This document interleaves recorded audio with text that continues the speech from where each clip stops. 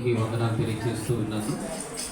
మరి చేరువచ్చిన ఆత్మీయులైన మీ అందరికీ కూడా శక్తి కలిగినటువంటి దేవుని నామంలో మీ అందరికీ హృదయపూర్వకంగా మరొకసారి వందనాలు తెలియజేస్తున్నాను. హల్లెలూయా. ఈరోజు ఒక సంతోషకరమైన సమయంలో మనందరం దేవుడిని కనపరుస్తూ ఉన్నాం.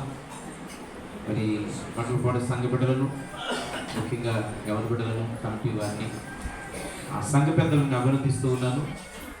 ఈ 2024 సంవత్సరం జరుగుతున్నటువంటి పునరుద్ధాన కార్యక్రమాన్ని చాలా ఘనంగా మరి దేవుని మహిమపరిచే విధంగా సిద్ధపరిచినటువంటి ఆ సండే స్కూల్ పిల్లల్ని, అలాగే కమిటీ వారిని, సంఘ పెద్దలైన వారిని, వారికి ప్రోత్సహించినటువంటి వీరందరికీ కూడా మరొకసారి నేను దేవుని సేవకుని ఆత్మీయ తండ్రిగా అభినందిస్తూ దేవుడు ఇంకా మిమ్మల్ని దీవించాలని నేను మనస్ఫూర్తిగా కోరుతూ ఉన్నాను. దేవునికి స్తోత్రం.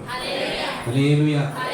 ఈ అద్భుతమైనటువంటి సమయంలో మనందరం కూడా ఈస్టర్ ఇక పునరుద్ధానము అనగానే మనందరం ఒక పండగ వాతావరణాన్ని అలుముకుంటున్నాం. అయితే ఈ మధ్యాహ్నం వేళ పరిశుద్ధాత్మ దేవుడు ఈ యొక్క పునరుద్ధాన పండగ, అసలు నిజమైన పండగ ఏంటి? వంటలు, లేకపోతే స్వీట్లు, కొత్త బట్టలు, ఆర్భాటం, ఇవేనా పండగ అంటే? లేదా అసలైన పండగ ఏమైనా ఉందా అనేటువంటిది ఈ మధ్యాహ్నం పరిశుద్ధ గ్రంథంలో నుండి కొంత సమయం దేవుని వాక్యాన్ని చూద్దాం. హల్లెలూయా. పిల్లరా, ఈ విలువైన సమయంలో లూకా సువార్త వాక్యంలోకి వెళ్ళిపోదాం. లూకా సువార్త 24వ అధ్యాయం 9వ వచనాన్ని చదువుతాం. సమాధి యొద్ద నుండి తిరిగి వెళ్ళి ఈ సంగతులన్నీ 11 శిష్యులకును తక్కిన వారందరికీ తెలియచేసేది. జాగ్రత్తగా, నేను ఎక్కువసేపు చెప్పను, ఒక 30 నిమిషాలు, ఒక అరగంట సేపు శ్రద్ధగా వాక్యాన్ని వినాలని కోరుతున్నా. మీరు శ్రద్ధగా వింటున్నారని నాకు ఎలా తెలుస్తుంది ఏంటంటే, నేను కొంతసేపు చెప్పిన వెంటనే ఒక చిన్న క్వశ్చన్ చేస్తే, చిన్న ప్రశ్న అడిగితే దానికి వెంటనే మీరు ఏం చెప్పాలి? ఎప్పుడు చెప్పగలుగుతారు? జాగ్రత్తగా వింటున్నప్పుడు, మీకు అర్థమవుతున్నప్పుడు ఏం చేయగలరు? సేపు మనం ఇవన్నీ మర్చిపోదు. హల్లెలూయా. ప్రియమైన మిత్రులారా, మీరందరూ చాలా సంతోషంగా ఉన్నారు, ఆనందంగా ఉన్నారు, ఆ తర్వాత కొత్తగా కూడా కనబడుతున్నారు. అయితే ఈ కొత్తదనం, ఈ సంతోషం దేవుని సేవకునిగా నేనేమంటున్నానంటే, ఈ ఒక్క రోజుకే పరిమితం కాదు, 365 రోజులు ఈ సంతోషం మనతో ఉండును గాక. ఉండాలి అంటే ఏం చేయాలో మొదట మనం తెలుసుకోవాలి, తప్పకుండా తెలుసుకోవాలి. ఇక్కడ పునరుద్ధాన పండుగ, ఈస్టర్ అంటే పునరుద్ధానము అంటే తిరిగి లేచుట. మనందరికీ తెలుసు, ప్రభు అయినటువంటి యేసుక్రీస్తు ప్రభువారు శుక్రవారం అనగా గుడ్ ఫ్రైడే రోజున ఆయన యావత్తు ప్రపంచ మానవాళి పాప పరిహారార్థమై సిలువలో బలియాగమైపోయారు, చనిపోయారు. పిల్లరా, చనిపోయి 3 దినాలు సమాధిలో ఉండి ఈ రోజు ఆయన ఉదయకాల సమయంలో తిరిగి మరలా సజీవుడిగా లేచాడు. ఈ విషయాన్ని ఆయన లేవక ముందే ప్రవచనాలు రాయబడ్డాయి. దేవుడు కూడా 2-3 సార్లు ఏమన్నాడు? నన్ను ఈ ప్రజలు చంపేస్తారు. యోనా 3 రాత్రులు 3 పగళ్ళు ఎలాగైతే త్రిలింగ కడుపులో ఉన్నాడో, మనిషి కుమారుడు కూడా భూగర్భంలో ఉంటాడు, మళ్ళా తిరిగి లెగుస్తాడు అన్నాడు. మరొక సందర్భంలో పరిశీలిస్తే ఏమన్నాడంటే, ఏమయ్యా, ఈ దేవాలయాన్ని మీరు ఒక్కరోజు పడగొడితే నేను 3 రోజుల్లో కట్టేస్తాను అన్నాడు. ఆ మాటలకు అర్థం కాలేదు. యెరూషలేము దేవాలయం అంటే చిన్న విషయం కాదు. ఏమంటే ప్రియమైన దేవుళ్ళారా, మధ్యకాలంలో అయోధ్యలో రామ మందిరం కట్టారు. దాన్ని కట్టడానికి 2-3 సంవత్సరాలు పట్టింది. కానీ యెరూషలేములో ఉండే మందిరం కట్టడానికి 10 సంవత్సరాలు పట్టింది. అంటే దాని మీద 100 రెట్లు పెద్దదండి. అయితే 10 సంవత్సరాలు పట్టింది. వీళ్ళందరూ యేసుప్రభు అంటే పిచ్చోళ్ళని చూశారండి. ఏంటి, ఈ మందిరం కట్టడానికి 10 సంవత్సరాలు పట్టింది, ఈయన 1 రోజులో పడగొడింది ఏమంటున్నాడు? 3 రోజుల్లో కట్టేస్తున్నా అంటున్నాడు. పిచ్చోడు బుర్ర తేడా వచ్చింది అనుకున్నారు. ఇందుకే ఆయన మాట్లాడింది ఆ దేవాలయం కోసం కాదు, తన కోసం మాట్లాడాడు. అంటే మీరు 1 రోజులో చంపేస్తే నేను మరలా 3 రోజుల్లో తిరిగి లేచిపోతాను దాని అర్థం. తర్వాత అర్థమైంది ఆయన లేచిన తర్వాత. ఇలాగ దేవుడు చాలా విషయాలు ముందుగానే తెలియజేశాడు. అయితే శిష్యులు ఎక్కువ, విశ్వాసులు ఎక్కువగా ఉండాలా దేవునికి?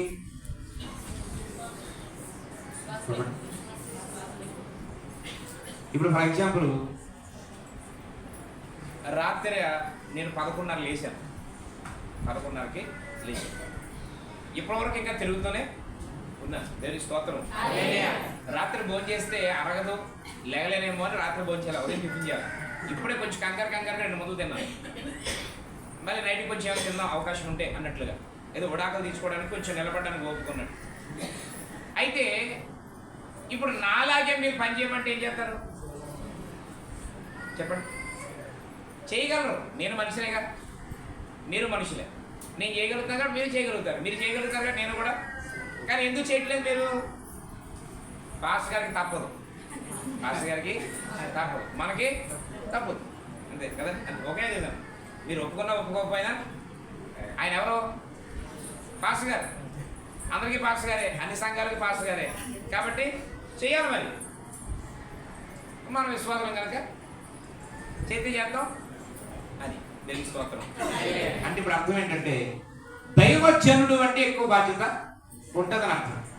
ఇప్పుడు 12 మంది శిష్యుడు ఎక్కువగా ఉండాలా దేవునితో? విశ్వాసులు ఎక్కువగా ఉండాలా? 12 మంది శిష్యులే ఎక్కువగా ఉండాలి. కానీ జరిగిన విషయం ఏంటంటే యేసు ప్రభు వారు తిరిగి లేస్తానని చెప్పిన ఆయన తెల్లవారుజామున సమాధి దగ్గరికి ఒక్క శిష్యుడు వెళ్ళలేదు. ఒక్క శిష్యుడు వెళ్ళలేదు. ఇంతకీ విశ్వాసులేమో కార్యాలే చూశారు, అంటే వారు పొందిన కార్యాలే తెలుసు.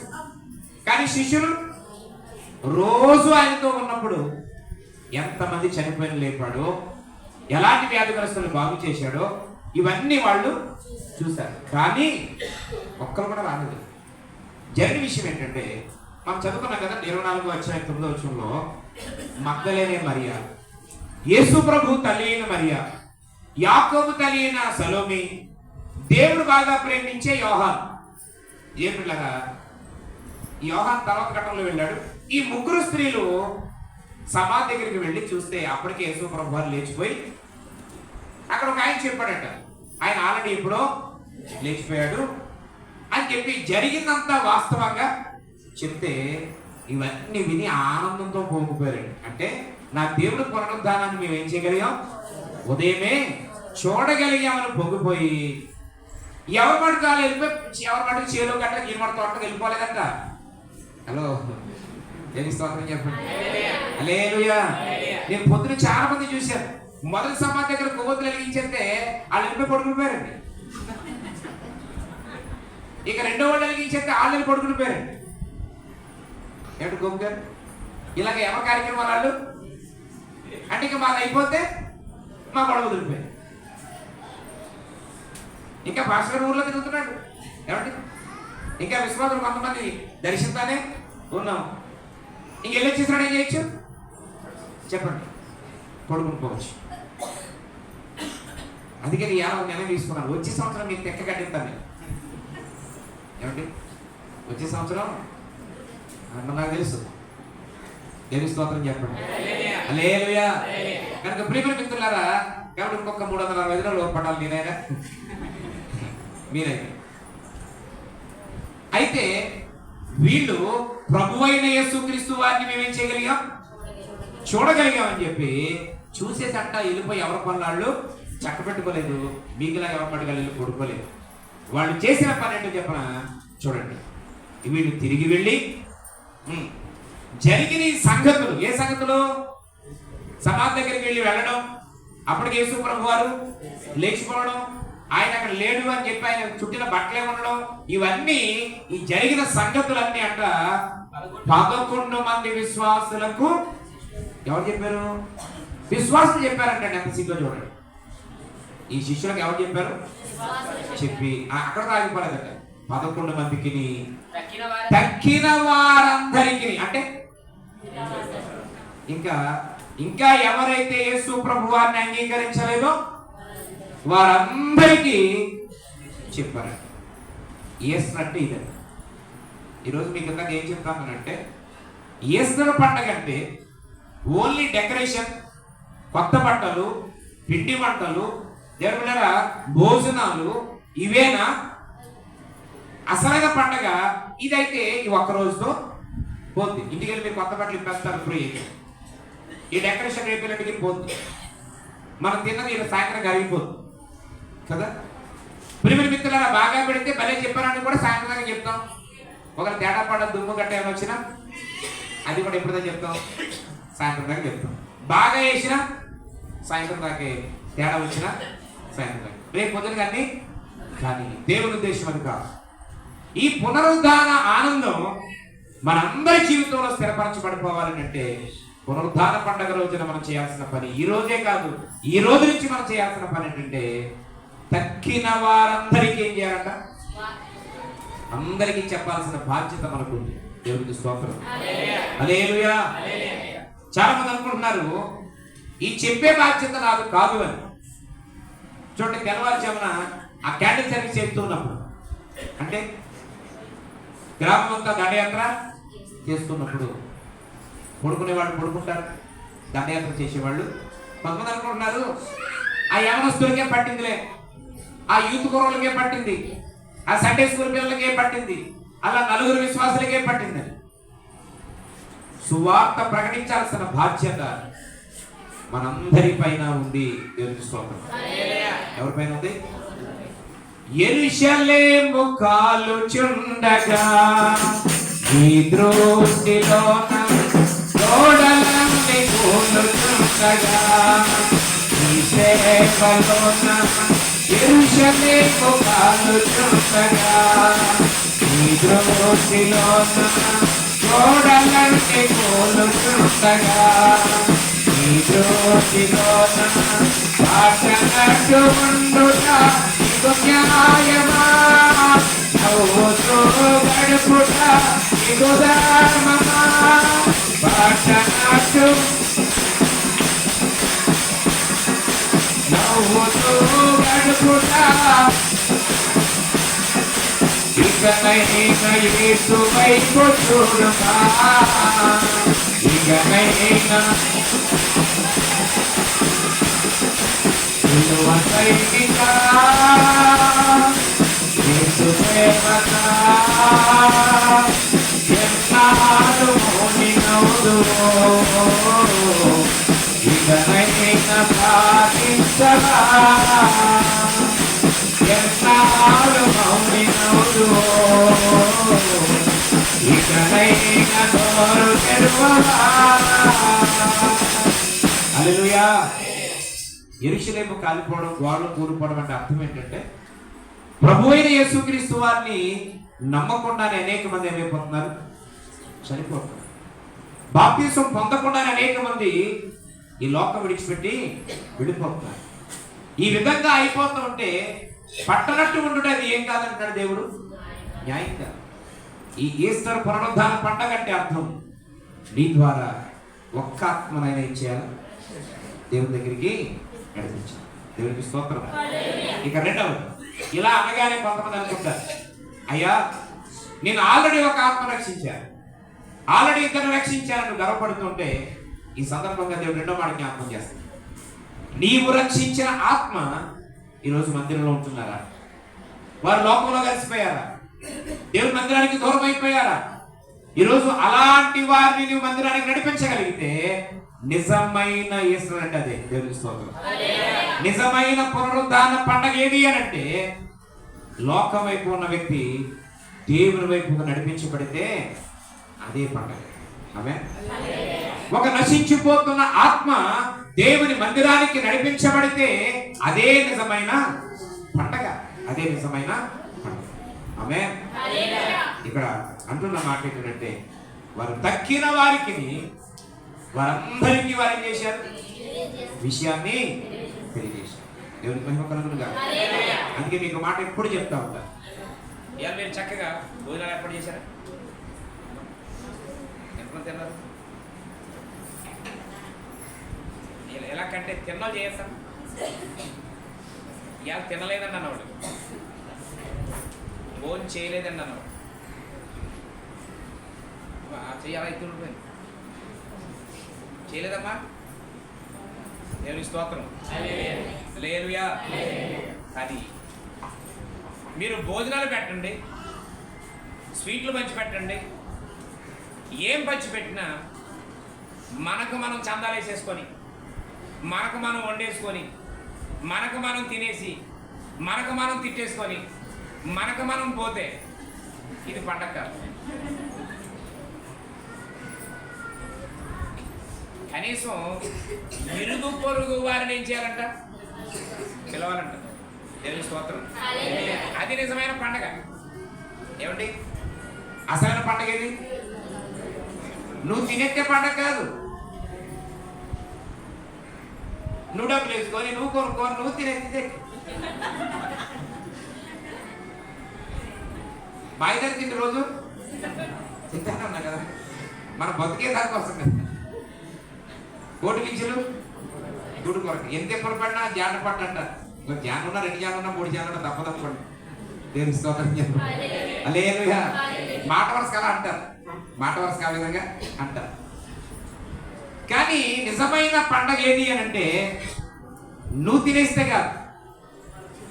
చెప్పండి, నువ్వు ఒక వ్యక్తికి స్వీట్ ఇచ్చావు, తినేస్తారండి. ఏంటి ఏంటి స్పెషల్ అండి? ఏం చెప్తాను నువ్వు? ఈరోజు ప్రభు అయిన యేసుక్రీస్తు తిరిగి లేచిన ఆమె భోజనానికి రమ్మని చెప్పు. ఏడు ఇవాళ స్పెషల్ అంట. స్పెషలే అంట.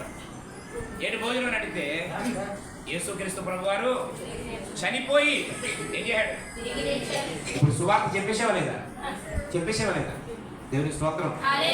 వారు అంగీకరించని అది నీకు సంబంధం లేదు. దేవుడు ఏమన్నాడు? నా గురించి చెప్పే, అంతే. నా గురించి నువ్వు చెప్పే. వారు అంగీకరించారా, అంగీకరించలేదా, ఆ విషయాలు చూసుకుంటారు, దేవుడు చూసుకుంటాడు. నువ్వు విత్తనాన్ని విత్తే అంతే. అందుకే నేను మీకు అప్పుడప్పుడు చెప్తా ఉంటాను, మీరు జనవరి ప్రార్థనలు పెట్టుకోండి. అమ్మ మాట్లాడండి. మొక్కుబడి కోటాలు పెట్టుకోండి.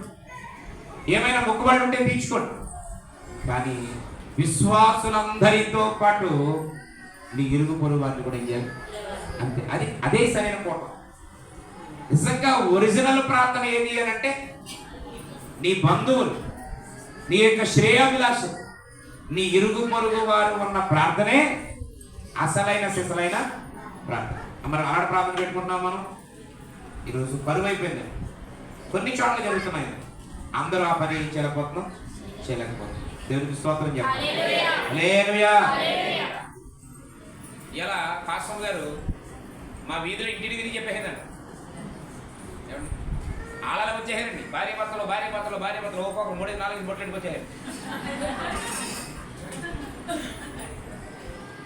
ఇంకేతో అంటే ఆ వీధిలో మేము గౌరవార్థంగా పోతాం కదా, మనం పిలిచామంటే మాట కాదనుకోవడం. అదే పాస్టర్ గారు పంపించారు. వెళ్ళి పాస్టర్ గారు మీకు మాట చెప్పన్నారమ్మా, ఇవాళ యేసు పండుగ, భోజనానికి రండి, ఒక్క 10 నిమిషాలు కూర్చొని వెళ్ళిపోతుంది అని అంటే, ఇక నా కోసం నేను వచ్చి వెళ్ళిపోదాం. మరి రమ్మన్నది నేను కదా, మరి వాళ్ళు తినేసి వెళ్ళిపోతే నేను రాలేనట్టు ఉంటుందని నేను వచ్చేదాకా ఉన్నాను. ఈలోగా పాటలు, వాక్యం, సాక్ష్యాలు ఎన్ని అయిపోయినాయి. ఇక నేను వచ్చిన తర్వాత ఎవరికి అవకాశం ఉండదు కదా, ఎవరు మాట్లాడదామన్నా తిన్న డైరెక్ట్గా వచ్చేసి వాక్యం మొదలెడతారు. ఇక మాట్లాడాలనుకున్నా ఇప్పుడు దాకా ఆగదా, అలాగా అక్కడ దాకా ఉన్నారు. చెప్తే నమ్మరు. ఒక్క 5 నిమిషాలు ఇబ్బందిగా ఉన్నారండి.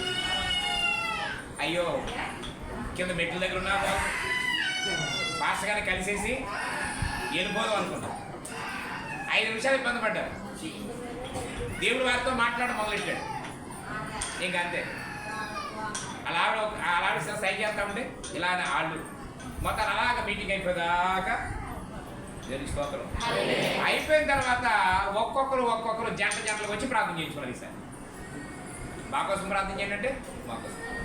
ఇప్పుడు ఆ మాటలు ఫలించకుండా ఉంటాయా? చాలు. అదే నిజమైన పండుగ, అదే నిజమైన ఆనందం. ఒక ఆత్మ రక్షించబడితే పరలోక రాజ్యంలో దేవుడు వేలాది కోట్లాది దూతలు ఏం చేస్తాయి? సంతోషిస్తాయి. హల్లెలూయా. కనుక వీరైతే ఏ పండుగ చేసుకున్నారు? తక్కిన వారందరికీ అక్కడ జరిగినటువంటి విషయాలు ఏం చేశారట? చెప్పారట. అయితే రెండవ మాట, నేను 3 విషయాలు చెప్పాలనుకున్నాను, ఒకటి అయిపోయింది. రెండవ మాట ఏంటంటే దేవుని కొరకు ఎప్పుడు దాకా చెప్పాలి. ఒకటేమో తక్కిన వారందరికీ చెప్పాల్సిన బాధ్యత ఎవరి మీద ఉంది? మన మీద ఉంది. నాట పాస్టర్ దైవజనుల మీద కాదు, దేవుని పిల్లలమైనటువంటి మన మీద ఉంది. రెండవది ఎప్పటిదాకా చెప్పాలి అని అంటే 1 కొరింథీ పత్రిక, కొరింథీలు రాసినటువంటి మొదటి పత్రిక 11వ అధ్యాయం 26వ వచనం. 1 కొరింథీ 11:26. మీరు ఈ రొట్టెను తిని ఈ పాత్రలను త్రాగినప్పుడల్లా ప్రభు వచ్చే వరకు, ఇప్పుడు దాకా ప్రభు వచ్చే వరకు ఆయన మరణమును ప్రచురించుదురు. దేవునికి స్తోత్రం. ఇప్పుడు దాకా చెప్పాలంటే యేసయ్య మరణం కోసం, ఇప్పుడు దాకా అంటే ప్రభు యొక్క రాకడ వచ్చే వరకు ఆయన మరణము కోసం మనం ఏం చేయాలంట? ప్రకటన చేయాలి. ఈరోజు ప్రియమైన మిత్రులారా, యేసు ప్రభు వారు మనందరి కొరకు జన్మించాడు, ఆయన చనిపోయాడు, ఆయన తిరిగి లేచాడు. ఈ శుభవార్త ఇప్పుడు దాకా చెప్పాలంట ప్రభు వచ్చే వరకు. ఈ లోపల ఇంకో పని కూడా జరుగుతుంది. ప్రభు వచ్చే లోపు ఇంకో పని కూడా జరుగుతుంది. ఈలోపు మనం పోవచ్చు కదండి. ప్రభు రాకలోపు మనం కూడా ఏమవచ్చు? మనకు గ్యారంటీ లేదు కదా. ఈ లోపల ఆయుష్ అయిపోవచ్చు, మన ముసలోళ్ళు అయిపోవచ్చు, దేవుడు నియమించిన దినాలు అయిపోవచ్చు. కనుక దేవుని యొక్క రాకడ వరకు, మన యొక్క పోకడ వరకు ఆయన మరణం ఏం చేయాలంట? ప్రకటించాలి. దేవునికి స్తోత్రం. యేసయ్య యొక్క మరణాన్ని ప్రకటించడం వలన ఏంటి ప్రయోజనం అంటే, ఆయన మరణించింది ఎవరి కోసం? మన కోసమే కాదండి, యావత్తు ప్రపంచ మానవాళి కొరకు. హల్లెలూయా. మీకు మాట చెప్పనా? శుక్రవారం యేసు ప్రభు వారు చనిపోయిన రోజు. ప్రభుత్వం వారు క్రైస్తవులకే సెలవు ఇచ్చారా? మొత్తం ప్రపంచంలో ఉన్న అందరికీ సెలవా? ఎంత గొప్ప సంగతి మరి. దేవుని స్తోత్రం చేయండి. అంటే యేసుక్రీస్తు ప్రభు వారు మరణించింది ఏమండి? యావత్తు ప్రపంచంలో అని ప్రభుత్వాలు ఒప్పుకున్నాయి. కనుకనే పక్కాగా పబ్లిక్ హాలిడే ప్రకటించారు. ఇకపోతే డిసెంబర్ 25 క్రిస్మస్. ప్రతి సంవత్సరం డిసెంబర్ 25 పబ్లిక్ హాలిడేనా? అది కూడా సెలవే. ఈ భూమి మీద మరి గొప్ప గొప్ప వాళ్ళు ఎంతో మంది ఉన్నారు, ఆరాధించబడుతున్నవారు, పూజించబడుతున్నవారు. మరి వారి యొక్క పుట్టినరోజులు, వారు చనిపోయిన రోజులకి సెలవులు లేవే. ఏదో 1 or 2 మెంబర్స్ అంతే, ఒకరు ఇద్దరు తప్ప ఇక ఏమి లేదు. కానీ ప్రభు అయినటువంటి యేసుక్రీస్తు చెప్పండి 3 రోజులు సెలవే. ఆయన పుట్టినరోజు సెలవు, ఆయన చనిపోయిన రోజు సెలవు, ఆయన తిరిగి లేచిన ఇక ఆదివారం అయితే ప్రతి ఆదివారం సెలవే. దేవుని స్తోత్రం చేయండి. అందుకే వచ్చిందండి ప్రతి ఆదివారం సెలవు. యావత్తు ప్రపంచంలో చనిపోయిన తర్వాత 3వ రోజున తిరిగి లేచిన ఏకైక నాథుడు దేవుడు యేసు ప్రభు. అందుకని ప్రతి ఆదివారం కూడా సామాన్య విషయం కాదు. ఆమేన్. ఈ అద్భుతమైనటువంటి సమయంలో పిల్లల ఆయన మరణం అనేటువంటిది ప్రపంచం అందరి కొరకు కనుక ఆయన మరణాన్ని నువ్వు ఎప్పటిదాకా ప్రకటించాలా? దేవుని రాకడ వరకు మన యొక్క. నేను ఎదుగున రన్ ఫర్ జీసస్ అనే కార్యక్రమం ఏర్పాటు చేసి, మీ అందరికీ తెలుసు, వైరావరం మండలంలో వైరావరం నుంచి మొదలుకొని పోయిన సంవత్సరం 22 దాకా చేశాం. ఈ సంవత్సరం 9 వరకు చేశాం. ప్రియమైన మిత్రులారా, చాలా ఏర్పాట్లు, పోలీస్ పర్మిషన్, అనేక రకమైనటువంటి పకడ్బందీ ఏర్పాట్ల మధ్య ఆ కార్యక్రమం చేయడం జరిగింది. ఎందుకు అని అడిగితే దేవుని గురించి ప్రకటించుకుంది. హల్లెలూయా. ఇప్పటికీ కూడా భారంతో ప్రకటిస్తా ఉన్నాం. ఎందుకంటే యేసయ్య మానవులందరి కొరకు మరణించాడు, ఆయన మానవులందరి కొరకు తిరిగి లేచాడు అని దైవజనుడే కాదు ప్రతి క్రైస్తవుడు కూడా ఏం చేయాలి? ప్రకటిస్తేనే ఈస్టర్ పండుగ, ప్రకటిస్తేనే పునరుద్ధాన పండుగ. దేవునికి స్తోత్రం. ఈ ఈస్టర్ పండుగ అంటే అన్ని వండుకొని తినేసి ఆనందపడే రోజు కాదు, ప్రశ్నించుకునే రోజు. ఏ రోజు ఇది? నీకు నీవుగా ఏం చేయాలి? ఏంటి ప్రశ్న? మీ పాఠపంగా ముందు ఉంచాలనుకుంటున్నాను. దేవుని స్తోత్రం. ఏం చేశానయ్యా నీ కోసం ఈ బ్రతుకునిచ్చావని, ఏం మోసానయ్యా నీ కోసం నువ్వు నన్ను చూచావని, ఏం చేశానయ్యా మోసానయ్యా నీకోసం నన్ను ఒక్కరినైనా ఒక ఆత్మనైనా రక్షించానా నీకై వెలిగించానా ఒక్కరినైనా ఒక ఆత్మనైనా రక్షించానా నీకై వెలిగించానా చేశానయ్యా ఇచ్చావని నేను ఒక్కరినైనా నీకోసం నన్ను చేశానయ్యా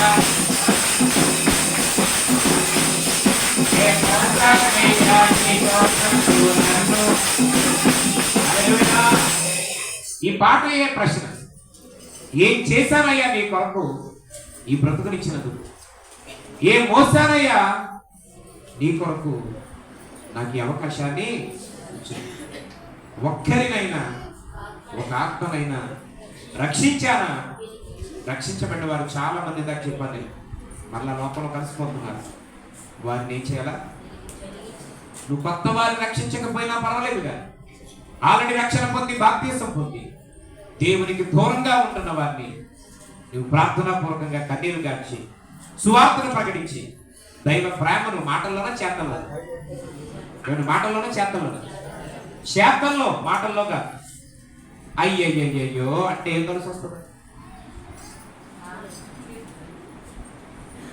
దేవుని స్తోత్రం చెప్పండి హల్లెలూయా అన్నంత మాత్రాన ఏమి కలిసి వచ్చేది లేదు అది ఏం చేయాలంటే చేతల్లో ఆమేన్ హల్లెలూయా ఇప్పుడు కింద పడిపోయాడు దెబ్బ తెలిసింది బాబు చాలా పెద్ద దెబ్బ తెలిసింది అయ్యో ఎంత పెద్ద దెబ్బ తెలిసింది చాలా రక్తం పోయిందమ్మా అంటే ఏముంది ఫలితం గబగబా ఏం చేయాలి లెగదీసి ఏమండి లెగదీసి పిల్లలు వెంటనే ఆ బ్లడ్ కట్టడానికి చిన్న క్లాత్తో అక్కడ గుడ్డ కట్టి కట్టు కడితే అయ్యో అనే మాటకు విలువ ఉంటుంది దేవుని స్తోత్రం యేసు ప్రభు కూడా ప్రేమను మాటల్లో చూపించాడా చేతల్లో చూపించాడా ఎక్కడా కూడా ఆయన నోటి మాటతో చేయలేదు సరిపెట్టలేదండి దేవుని స్తోత్రం నోటి మాటలతో అయినా సరిపెట్టలేదు ఆయన ప్రతి చోట అద్భుతాన్ని చేసి తన ప్రేమను ఇప్పుడు నేను చివరికి వస్తున్నాను వినండి నువ్వు కొన్ని ప్రశ్నలు అడుగుతాను నాకు ఎవరిని అడగాలనిపిస్తే వాళ్ళని అడుగుతాను కొంతమంది అక్కడక్కడ పిల్లలతో మాట్లాడడం అలా చేస్తాం ముచ్చట్లో అలాంటి వాళ్ళని అడిగి చెప్పకపోతే ఈ బాక్స్ నుంచి పెడతా ఎక్కడ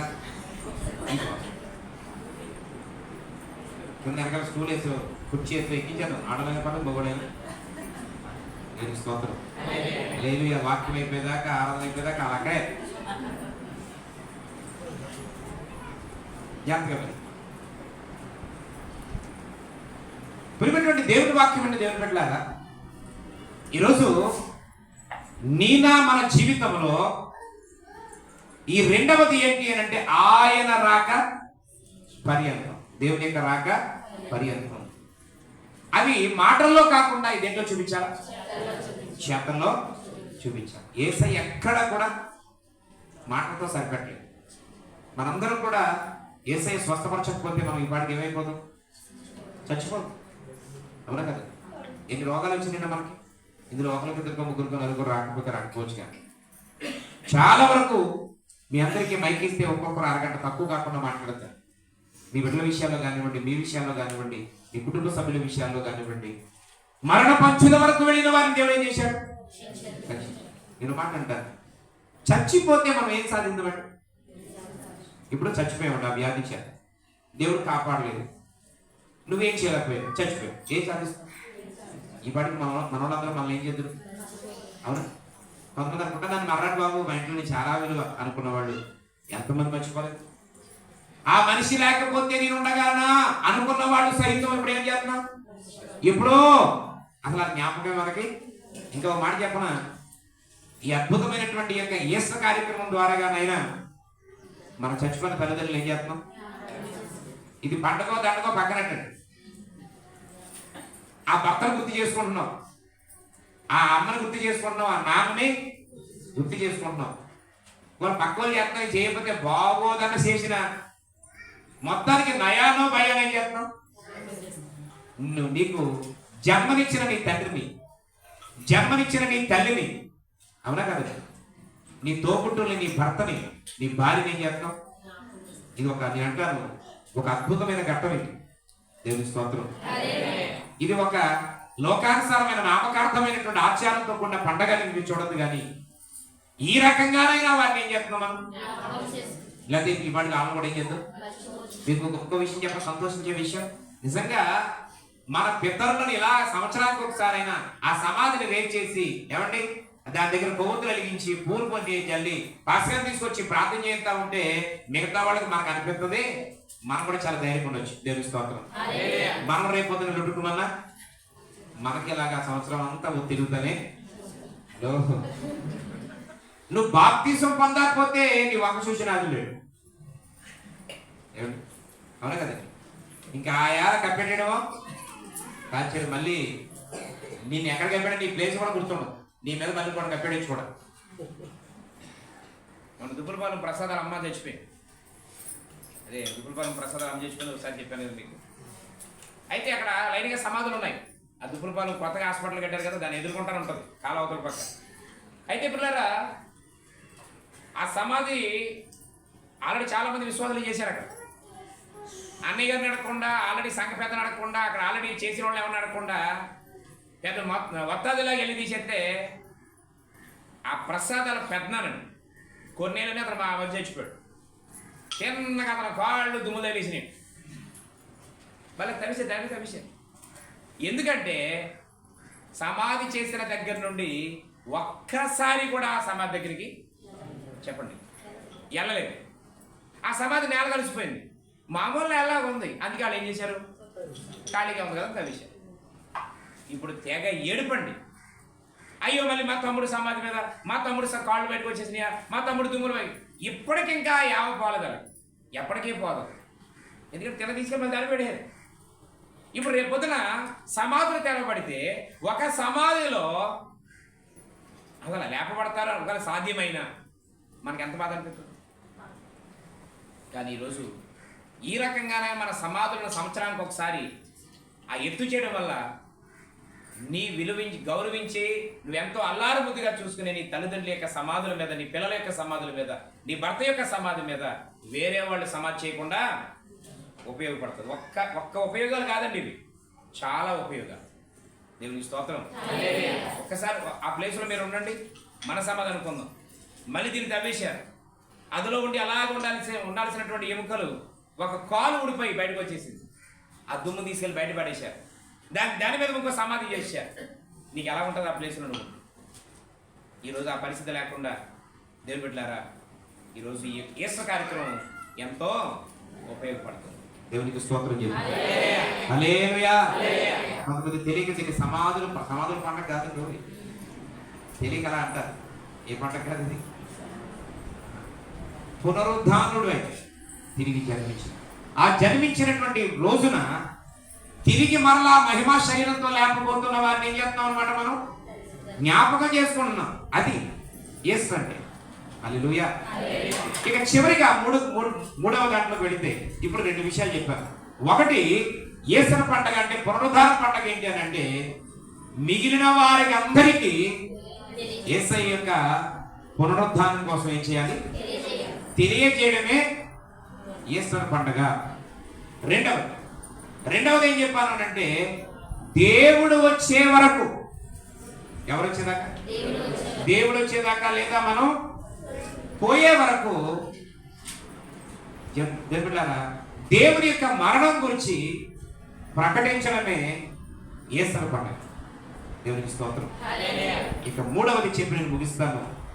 యోహాను సువార్త 14వ అధ్యాయం 3వ వచనం. యోహాను సువార్త 14వ అధ్యాయం 3వ వచనం. నేను వెళ్ళి మీకు స్థలము సిద్ధపరిచిన యెడల నేనుండే స్థలములో మీరును ఉండులాగున మరలా వచ్చి నా యొద్ద ఉండుటకు మిమ్మల్ని తీసుకొని పోదురు. దేవుని స్తోత్రం. ఇప్పుడు మీరందరూ ఇక్కడే ఉంటే టక్టగా చెప్పేస్తారు.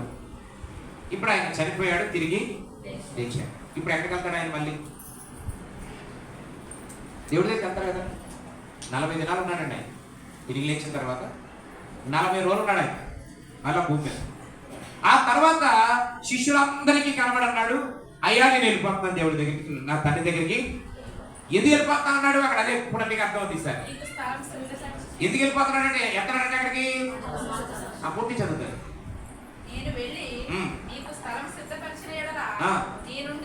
నేనుండే స్థలములో మీరు ఉండులాగున మరలా వచ్చి మిమ్మల్ని అందరినీ ఏం చేస్తారు? తీసుకుపోతారు. దేవుని స్తోత్రం.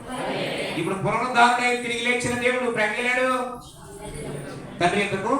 ఎందుకు వెళ్ళాడట? నేనుండే స్థలంలో మీరు ఉండులా. కానీ మన ఆలోచన అలా ఉండదు. డబ్బు ఉన్నవాడు ఒక స్థానం, డబ్బు లేనుడు ఒక స్థానం, మిడిల్లో ఉన్నవాడు ఒక స్థానం. అవునా కదండి? కానీ ఏసేమంటున్నాడు? నేనే స్థానంలో ఉంటాను, మీరును ఆ స్థానంలో ఉండాలని నేనున్న చోట మీకు స్థలాన్ని సిద్ధపరచడానికి వెళ్తున్నా. దేవునికి స్తోత్రం. ఇప్పుడు సిద్ధపరచడానికి దేవుడు వెళ్ళాడు ఆల్రెడీ.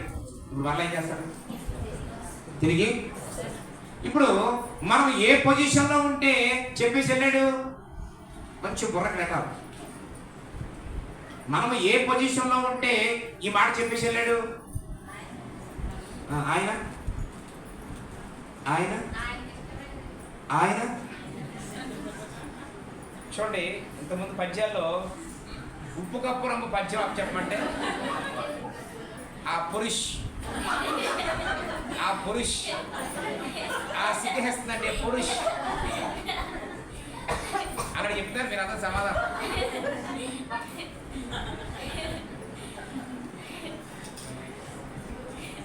ప్రియమైన దేవుని బిడ్డలారా, మీరు చెప్పాలనుకున్నది కరెక్టే, చెప్పే పర్లేదు.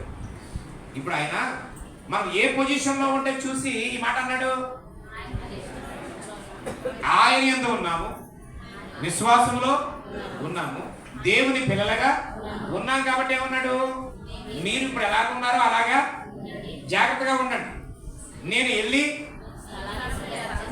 ఇప్పుడు ఆయన మరలా తీసుకెళ్ళాలనుకోండి, మరలా వచ్చేటప్పటికి మనం ఎలా ఉండాలా? ఎక్కడ వచ్చింది లీక్? ఎక్కడ లీక్ అయింది? మంచి మాట. దేవుని స్తోత్రం చెప్పండి. ఆయన మమ్మల్ని స్థలం సిద్ధపరిచి వస్తా అని వదిలేసి వెళ్ళాడే, అప్పుడు ఎలాగున్నావో ఆయన వచ్చేటప్పుడు కూడా మీకు అర్థం అవ్వాలంటే ఇక్కడ ఈ ఏరియా అంతా నాకు తెలదండి అన్నారు. అయితే ఈ మనిషిని తిప్పేసి నేను వస్తాను, నువ్వు ఇక్కడే ఉండు అని నేను వెళ్ళాను. మళ్ళీ వచ్చాను, మనిషి ఇక్కడ లేడు. మనిషి ఇక్కడ లేడు. ఇప్పుడు తీసుకెళ్ళగలరా? మీకు అర్థమైందండి? ఆయన ఏమన్నాడు? విశ్వాస జీవితంలో ఉన్నాం మనం, దేవుళ్ళలో ఉన్న బాప్తిసం పొందాం, చక్కగా మారుమనసు పొందాం. ఆ పొజిషన్లో ఉన్నప్పుడు అన్నాడు ఏమని? నేను వెళ్తున్నాను, నేనుండే స్థలంలో మీరు ఉండాలని స్థలాన్ని సిద్ధం చేసి వస్తాను అన్నాడు. ఇప్పుడు ఆయన వచ్చే వరకు ఏ విశ్వాసంలో అయితే ఇందాక ఉన్నామో, ఏ ఆత్మీయతలో ఉన్నామో, ఏ బలమైన ప్రార్థనలో ఉన్నామో, ఏ మంచి క్రైస్తవ జీవితంలో ఉన్నామో, ఆయన వచ్చే వరకు అలాగే ఉన్నాం. గట్టిగా స్తోత్రం చేస్తాం. హల్లెలూయా. అప్పుడే మనం ఏం చూస్తాం? యేసయ్య యొక్క ప్రత్యక్షత. ఇప్పుడు దేవుడు మళ్ళా వచ్చినప్పుడు ఆయన మనం చూడాలంటే ఏం చేయాలి? ముందు ఎలాగున్నామో ఎందుకు మన జ్ఞాపకం చేశాను తెలుసా? కొంతమంది మనందరికీ తెలుసు, మన చుట్టాల్లోనే. ఇంత ముందు చూసినప్పుడేమో మంచి సాక్ష్యం, మంచి ప్రార్థన, మంచి వాక్యం. మరలా 10 సంవత్సరాల పైగా చూస్తే చెప్పండి, అర్థమలేదు?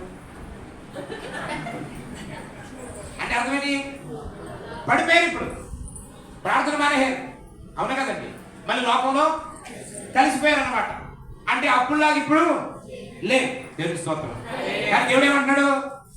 మీరు అలా ఉండడానికి వీలు, నేను మిమ్మల్ని విడిచిపెట్టి మరలా వస్తానని వెళ్ళినప్పుడు ఎలా ఉన్నారో మీరు అలాగే ఉంటే మనం తీసుకెళ్లే అవకాశం. దేవుని స్తోత్రం. కాబట్టి అలాగా ఉంటేనే మనం వేసే ప్రత్యక్షతను చూడాలి. ఈ విలువైన సమయంలో పిల్లరా, నేను చివరికి ఒక మాట చెప్పి ముగిస్తాను. యోహాను సువార్త 20వ అధ్యాయం 1వ వచనం. ఎందుకు దీని విషయం ఏంటంటే ఆదివారమున నిజంగా యేసయ్యను మనము చూడాలి అని అంటే ఏం చేయాలో చూద్దాం. ఈ మాట చూపించి ప్రార్థన చేస్తాం. ఆదివారమున ఆ. ఇంకా చీకటిగా ఉన్నప్పుడు మగ్దలేని మరియా పెందలకడ సమాధి దగ్గరికి వచ్చి సమాధి మీద ఉండిన రాయి ఆ. వేయబడి ఉండుట చూచెను. దేవునికి స్తోత్రం. యేసయ్య లేచిపోయిన సంగతి ఆ మగ్దలేని మరియా, యేసు ప్రభు తల్లి అయిన మరియా, సలోమి ఎప్పుడు చూడగలిగారట? వారు పెందలకడ. ఏమంటే మీ అందరి మొక్కలు ఎలా కనబడుతున్నాయంటే నాకు పెందలకడ లేసే మొక్కల్లా ఉన్నాయి. హలో, లేదు మీరు తనిపెట్టి పడుకునే రకాలు అనుకోండి, దేవుడికి అప్పు చెప్పుకోండి. నేనైతే నమ్మేస్తున్నాను. మరి దేవుని స్తోత్రం. హల్లెలూయా. మీరందరూ 5 గంటలకు లేచి ప్రార్థన చేసే మొక్కలని నేను దీవించేస్తున్నాను మిమ్మల్ని. ఇందులో మీరు తేడా పాడా చేశారా? లెక్క ఎవరు చెప్పుకోవాలి? దేవుడు చెప్పుకోవాలి. దేవుని స్తోత్రం. లెక్క దేవుడికి చెప్పుకోవాలి. ప్రియమైన మిత్రులారా, క్రైస్తవుడు 6 దాటిన తర్వాత ఎక్కడ ఉండకూడదు? క్రైస్తవుడే కానీ ఎవరు ఉండకూడదు. హల్లెలూయా. ఎందుకంటే సోమరితనం కరువుకి దారి తీస్తుంది. దేనికి? మీకు ఒక విషయం గమనించాలి. మొన్నటి వరకు మన ఇళ్లలో దేనికి కరువు ఉండేది కాదు. ఎక్కడ చూసినా డబ్బులే, ఏ పక్క చూసినా డబ్బులే. ఈ మధ్యన అలాగ అన్ని పోతున్నాయి. ఒకటి ఒకటి ఒకటి ఒకటి దూరం అయిపోతుంది. కారణం తెలుసా? నువ్వు బాగా ఆలోచించు. నీ ఇంట్లో ఈ మధ్యన నీ కొడుకు కన్నా గారం ఎక్కువైపోయాడు, నీ కూతురు కన్నా గారం ఎక్కువైపోవాలి, ఎక్కడ పడిపోతున్నా నీ మూడన్నా ఎక్కువసేపు పడుకుని ఉండాలి. నాకు ఈ మధ్య అస్సలు బాగుండలేదని చెప్పి మీ ఆవిడన్నా ఏదో పని చేస్తాను. మీరు జాగ్రత్తగా ఆలోచిస్తే మన ఇంట్లో ఎవరో ఒకరు ఉంటారన్న సోమరిపోతు. ఆ ఒక్కల వల్ల వచ్చేద్దండి, వనమంతా ముప్పే. ఆ ఒక్కల వల్ల ఇల్లంతా దగ్గరమే. హల్లెలూయా. మీకు ఇంతకుముందు గుర్తుందో లేదో, మా పెద్దోళ్ళు పొద్దున్నే మంచపై లేచి మళ్ళీ లాగా ఈ పని అనేవారు. మీకు అర్థమైందండి? మంచపై లేచి మళ్ళీ పొయ్యి దగ్గరికి వెళ్ళి కానీ ఏమండి వాకట్లో నించాను కానీ ఇలా పక్క పిలిచారనుకోండి, ఈ పేరు సరిచేసేవారండి. 5 ఏళ్ళు వచ్చేసి అంతే. ఎందుకలాగా? ఇంకా కొంతమంది ఏం చేసేవాడు తెలిసిన? 6 అయినా సరే మంచం నుంచి మంచాల పైకి లేపేసేవారు. ఎలా ఉంటాడు కానీ ఆ అనుభవాలు మీకు ఉన్నాయో లేవు? మీరందరూ ఒకళ్ళు లేపారంటే అయ్యారు మీరు చాలా పూర్వకాల మనుషులా కనపడుతున్నారు. పట్టి మంచం అయితే లేపడం కుదురుతుందండి, మడత మంచం అయితే లేపడం కుదురుతుంది, నులక మంచాలు అయితే ఎవరు వాడడం మానేశారు. మా అన్ని డబ్బులు కొట్టండి. ఏ కొట్టు? కాబట్టి లేపడాలు గట్ట లేవు కాబట్టి అది లేదని అనుకుంటున్నాను. ఇప్పుడు మన దేవుళ్ళారా, నేను చెప్తా ఉన్నాను, ప్రారంభంలో చక్కగా ఉండేది కాబట్టి అన్ని ఇంట్లో కరువు ఉండేది, ఎక్కడ అప్పులు ఉండేవి. దేవుని స్తోత్రం. ఇప్పుడు ఎంత ఘోరంగా ఉంది మన పరిస్థితి. రోజుకు ఒకడు వచ్చేస్తున్నాడు. ఏమండి? మొన్నటి వరకు కనీసం వారం 2 రోజుల ఖాళీ ఉంది. అమ్మయ్యారు కూడా ఇప్పుడు ఆ 2 రోజులు కూడా ఏమైపోయి పూర్తయిపోయి.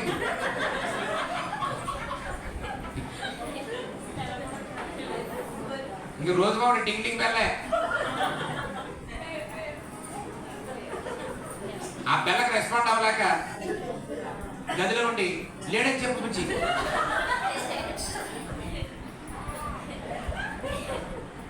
ఈ మన తోటకి వెళ్ళిపోయి చెప్పుకొచ్చి మరి ఏమో ఎక్కడికి వెళ్ళా నాకు తెలు అని చెప్పుకొచ్చి ఏంటి పురాకులు ఎంత ధైర్యం జీవితం ఉండి కూడా పైకి పడి చెప్పించుకున్నారు. లేడు అంటే అర్థం ఏంటి? చూడండి, కొంతమంది న్యాయం ఉన్నాడా లేడు అంటారు. అంటే అర్థం ఏంటి? చచ్చిపోడని. మీకు అర్థమైందండి? దేవుని స్తోత్రం. అలాగే మీ నాన్నన్నాడంటే లేడు అంటారు. ఎప్పుడు? చచ్చిపోతే. కానీ ఇప్పుడు సీట్లోడు వచ్చినా, స్పందనోడు వచ్చినా, ఇంకోటి వచ్చినా, ఇంకోటి ఏం చెప్పిస్తున్నావు? లేడు. మా అయితే 10,000 బాకీ కోసం రోజు చచ్చిపోవడమే మన బతుకు. ఎంత దేదారిపోయామండి. కారణం చెప్పనా? సోమరితనం. కారణం ఏంటండి? సోమరితనం. కష్టపడలేకపోతున్నాం, బేగాలు ఎగరాకపోతున్నాం, బద్ధకం వచ్చేసింది.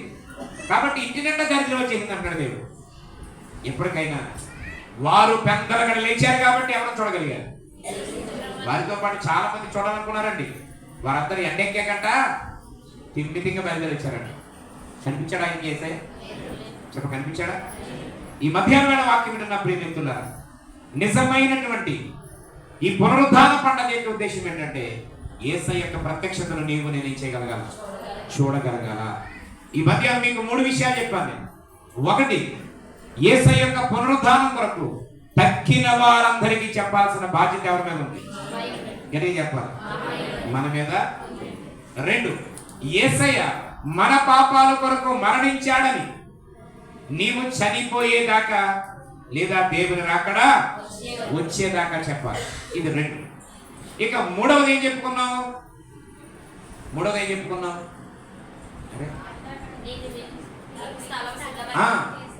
యేసయ్య ఉండే స్థలములో మనమును ఉండాలి అంటే ఇప్పుడు పిలువబడినప్పుడు ఏ విశ్వాసం మనలో ఉందో ఆయన మరలా వచ్చే వరకు అదే విశ్వాసాన్ని కలిగిన వారమై దేవుని స్తోత్రం. ఇక చివరిగా ఏం చెప్పారంటే యేసయ్య ప్రత్యక్షత, ఈ పునరుద్ధాన ప్రత్యక్షత నీవు నేను అనుభవిస్తేనే ఈ ఆనందం ఒక్క రోజుతో కాకుండా 365 రోజులు నీకు నాకు మనకి ఉంటుంది. ఎప్పుడు ఆయనను చూసే అనుభవం నీకు ఉండదు. ఆయన యొక్క ముఖ దర్శనాన్ని చేసుకోవాలి.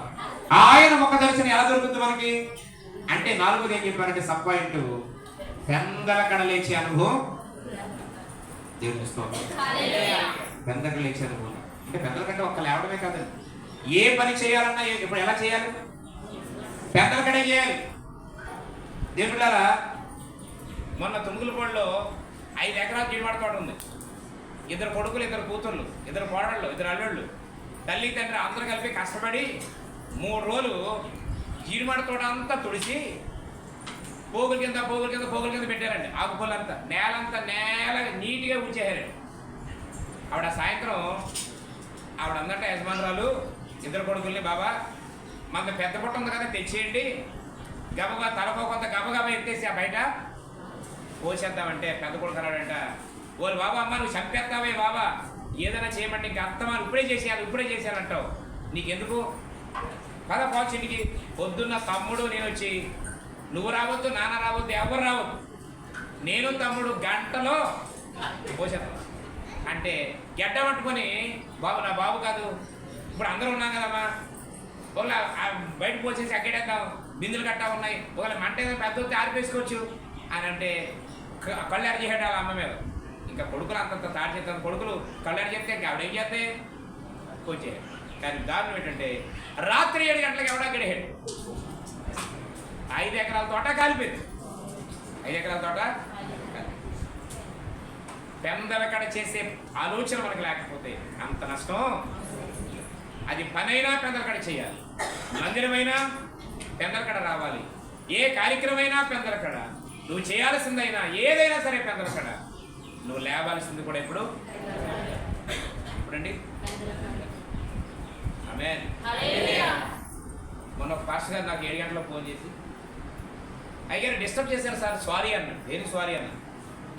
అది మిమ్మల్ని నేను 5 గంటలు వేసిపోతానయ్యా, నేను 3 గంటలు పడుకుని 5 గంటలు ఎగుతాను. ఎప్పుడైనా పడుకోవాలని అనిపించినప్పుడు, ఈరోజు నేను నాకు ఉదయం అలా అక్కడికి వచ్చి ప్రార్థన చేయడానికి వస్తాను, ఇలా ఇక్కడికి ఈ ప్రార్థనకి వెళ్తాను అనే రోజు లేకపోతే, అప్పటికీ నీరసంగా ఉంటే, నిద్ర బాడీకి అవసరం అనుకుంటే అప్పుడు మళ్ళీ పడుకుంటాను. అది కూడా 1 గంట సేపు లేచి బ్రష్ చేసేసి కొంచెం ఏదో తాగేసి మళ్ళీ పడుకుంటాను. 1 గంట సేపు టైం ఉంది అనుకుంటే, 7-7:30 వరకు టైం ఉంది అనుకుంటే. అది వారంలో ఒకసారి, 15 రోజులకు ఒకసారి, నెలకు ఒకసారి జరుగుతుంది అంతే. కానీ రెగ్యులర్గా మాత్రం ఎన్ని గంటలకు పడుకున్నా, రాత్రి పడుకునే టైంతో సంబంధం ఉండదు. ఇప్పుడు నేను నుంచి తలసిపోయాను, రేపు మళ్ళీ పైకి లేచిపోతాను. అప్పుడే మన ఇంట్లో సోమరితనం లేకుండా దేవునికి స్తోత్రం చెప్పండి. హల్లెలూయా. ఇలాగా మీరు వింటా ఉన్నప్పుడు మీకు ఏమనిపిస్తుందో తెలియదు. మీ ఇంట్లో మీ పిల్లలు, మీ ఎవరి బిడ్డలు, ఒకే కొడుకు ఒకే కూతురని గారం పెట్టి వాడు ఎప్పుడు లెగిస్తే అప్పుడు లెగ్గొడుతున్నామేమో. కొంతమంది వాళ్ళు లెగ్గొట్టకుండా ఉండడమే గారం అనుకుంటారు. గారం కాదు, దరిద్రం. హలో, అర్థమవుతుందా? మొన్న అనుకుంటారు ఇంకా కొడుకే లెగ్గట్లేదా. లెగ్గొట్టకపోవడం గారం కాదు, దరిద్రం తెచ్చి నెత్తిమే పెట్టుకుంటున్నారు. నిజంగా ప్రేమించే బిడ్డవైతే చెప్పండి హల్లెలూయా.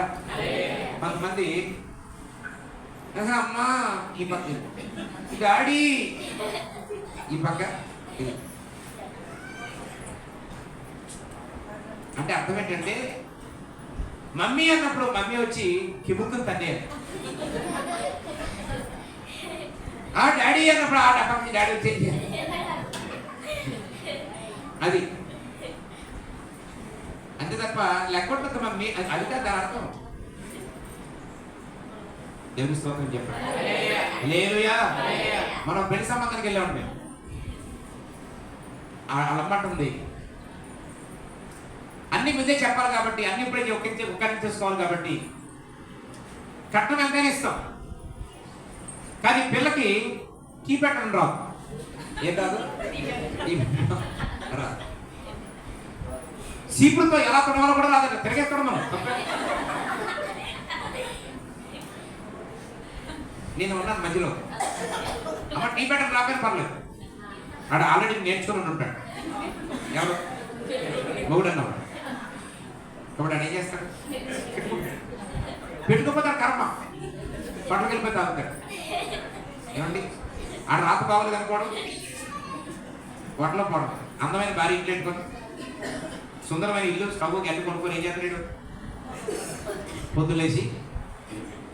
చెప్తుందంటే సిగ్గు లేకుండా నీకు తల్లి ఏం నేర్పించలేదంట.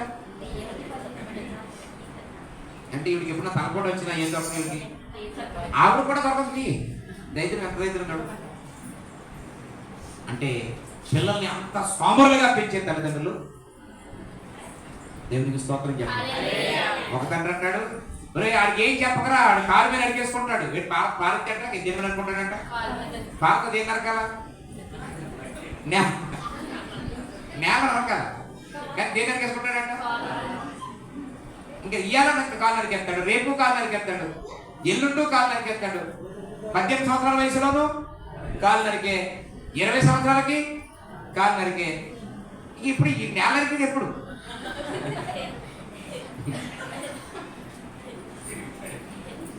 సిగ్గేయాలి కదా,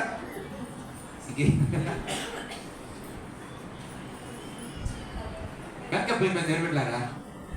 దేవుడు బైబిల్ ఒక మాట, తండ్రి ఏది చేయుట కుమారుడు చూచునో అదే చేయను కానీ తనంతట తాను ఏది అంటే దాని అర్థం ఏంటి? నీకు ఆ పని వస్తే ఆడికి వస్తుందని తెలుసుకోవాలి. నీకు వస్తే నువ్వేం చేస్తావు? నేర్పిస్తావు. నువ్వు వాళ్ళ ముందు చేస్తా ఉంటే వాళ్ళు ఏం చేస్తారు? అదే పని చేస్తారు. అవునా కాదు? గట్టిగా స్తోత్రం చెప్పండి హల్లెలూయా. ఈ విలువైన శ్రేష్టమైనటువంటి సమయంలో ప్రియమైనటువంటి దేవుని బిడ్డలారా, కనుక మన పిల్లలు కానీ మనం కానీ సోమరిగా ఉండడానికి వీలు. ఎందుకంటే సామెతలో ఒక మాట ఉంది, సోమరి ఇంటికంట ఉతక మీద తలుపు. అంటే ఇప్పుడు రాజుగారి పైకి లేచి ఆ తలుపు ఇలాగా అంటుంటే మీరు 365 రోజులు ఊపిరి అది ఎలాగుంది? ఇలాగే తప్ప కొత్తగా ఏమీ ఒకదు. దాన్ని పట్టుకొనే అలాగే దైత్యం కూడా మనం అంటుకొనే తిరుగుతుంది.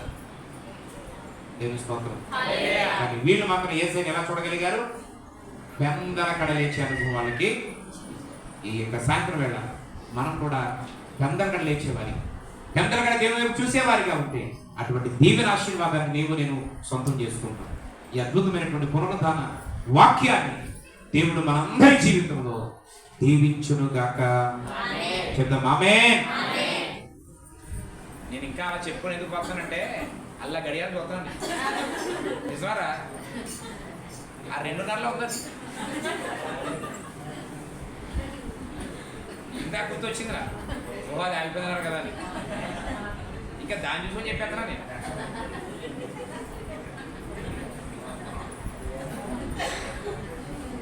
ఇప్పుడు మీకు ఏమనిపిస్తుంది? ఏమనిపించింది? అర్జెంట్గా గడియారం లేదా మీకు అంత లేచి నిలబడదాం. ఒక పాట పాడుతున్న దేవుని ఘనంగా కనపడుతుంది. ఎప్పుడు ఆ ఆనందాన్ని మనం నిజంగా పొందుకొని దేవుడు సంతోషపెట్టగలము అంటే మనం ఏదో చేసుకొని మనం తినేదే కాదు. అలాగే నీవన్నీ కాదని చెప్పట్లేదు, దేవుడు వద్దని చెప్పట్లేదు. దానితో పాటు ఆ వార్తను, ఆ విషయాన్ని తక్కిన వారందరికీ తెలియచేయాలి. ఆనాడు వారు కనిన వాటిని, వినిన వాటిని మార్గం గుండా వెళుతున్నప్పుడు 11 మంది శిష్యులకు చెప్పారు. వాళ్ళు తక్కిన వారందరికీ చెప్పారు. వాళ్ళు ఈరోజు పనికి మళ్ళీ మాటలు మాట్లాడుతున్నావు. వీధుల్లో కూర్చొని, ఇళ్లలో కూర్చొని గంటలు గంటలు అనవసరమైన విషయాలు, పైసా కలిసి రాని విషయాలు మాట్లాడుతున్నావు. కానీ జీవితాలను మార్చి, బ్రతుకులను మార్చే ఒక్క మాట అయినా నీ నోట్లోంచి ఎప్పుడైనా వచ్చిందా? ఆయన యొక్క మరణం యావత్ ప్రపంచం కొరకు అది త్యాగపూరితమైంది. సామాన్య విషయం కాదు. అది గొప్ప సాహసం, అది గొప్ప యజ్ఞం. అది ఈరోజు ప్రియులారా, ఆ యజ్ఞం గురించి ఒక్క పర్యాయమైన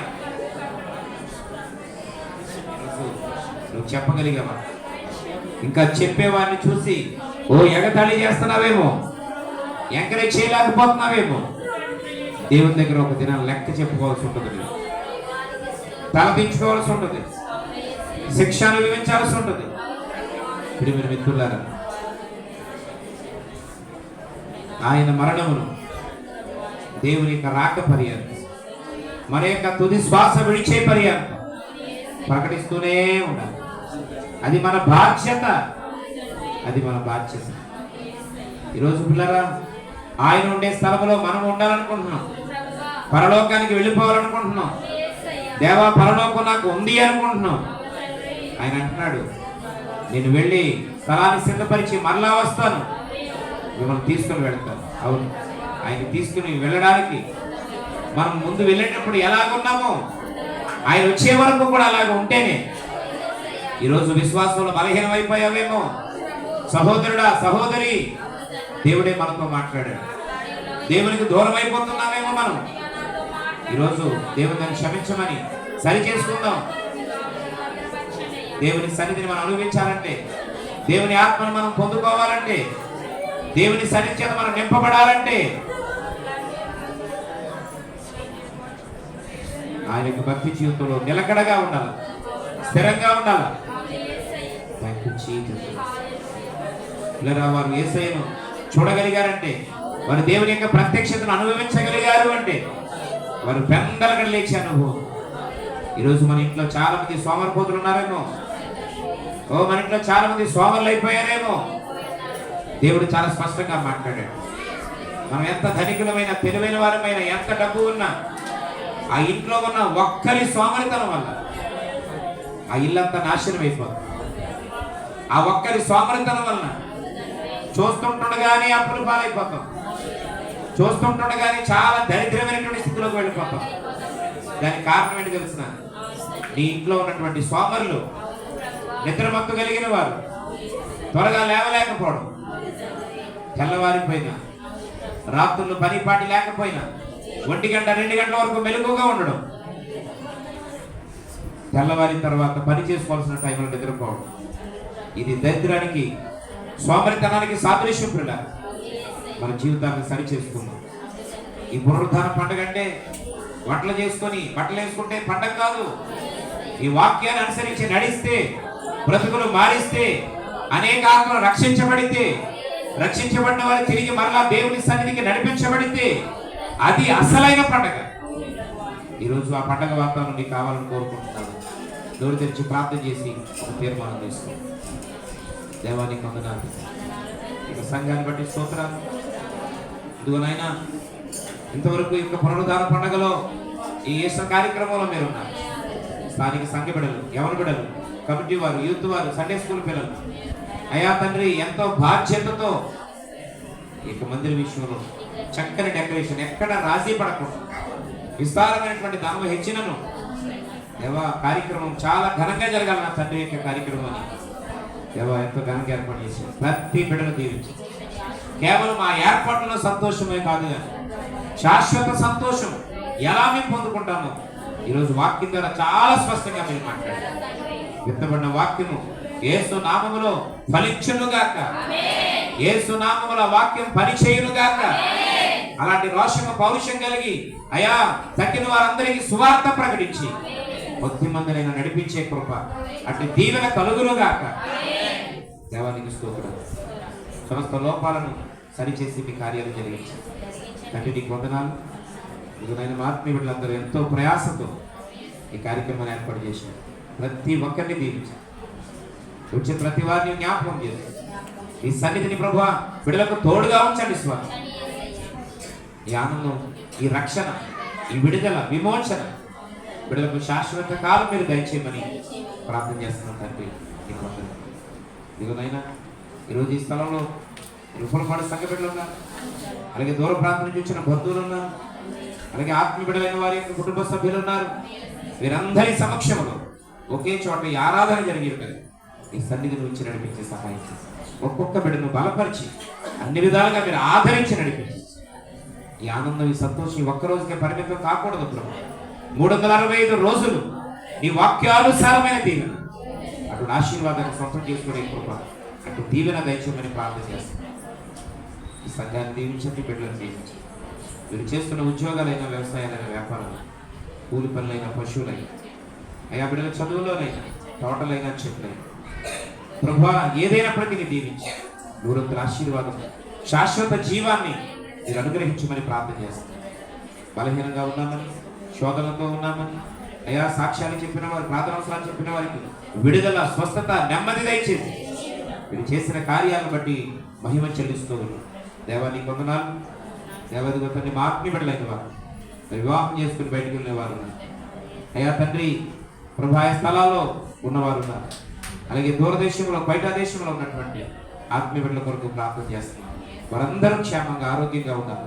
మా మధ్యకు దీవెనకరంగా నడిపించబడాలని కూడా అటువంటి కృప దీవెన బిడ్డలకు దయచేసి, అలాగే నైనా ఈ గ్రామాన్ని, పెద్దల్ని, నాయకులందరినీ దీవించి ఈ కృపలో రక్షణలో నడిపించమని ప్రార్థన చేస్తాం.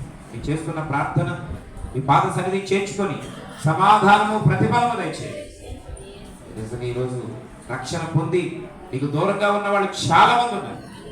వారందరూ తిరిగి పరుగులు ఎత్తుకుంటూ నీ సన్నిధికి నడిపించుకున్నారు. అటువంటి పరిస్థితులను కలగచేయండి. దేవానికి స్తోత్రాలు తండ్రి.